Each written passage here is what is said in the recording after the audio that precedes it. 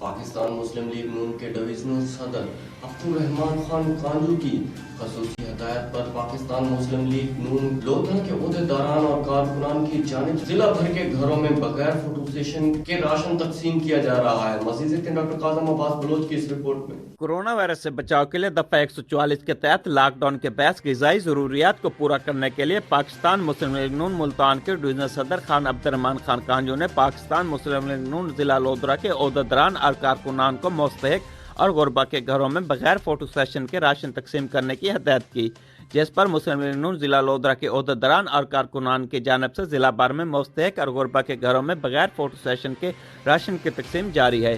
پاکستان مسلم league نون ملتان کے divisional صدر خان عبدالرحمان خان کانجو نے دنیا پور کا دورہ کیا اور پاکستان مسلم لیگ نون کے تحصیل صدر چودھری کامران انور لنگڑیال کی جانب سے راشن کی تقسیم کے لیے کیے گئے اقدامات کا جائزہ لیا۔ اس موقع پر پاکستان مسلم لیگ نون دنیا پور کے رہنما اور سابق ممبر صوبائی اسمبلی پیر عامر اقبال شاہ و دیگر عہدیداران اور کارکنان بھی موجود تھے۔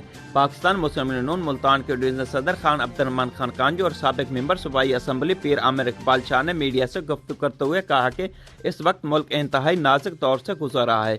کورونا وائرس جیسی موذی وبا کا مقابلہ ہم سب نے مل کر کرنا ہے۔ ہمیں ایک قوم بن کر اس چیلنج سے نپٹنا ہوگا۔ اس مشکل گھڑی میں مزدور، غریب اور مستحق افراد کی مدد کے لیے تمام صاحب حیثیت افراد کو آگے آنا ہوگا اور ان کا خیال رکھتے ہوئے ان کی ضروریات کو پورا کرنا ہوگا۔ کیمرہ ٹیم کے ساتھ ڈاکٹر قاسم عباس بلوچ، فراز نیوز۔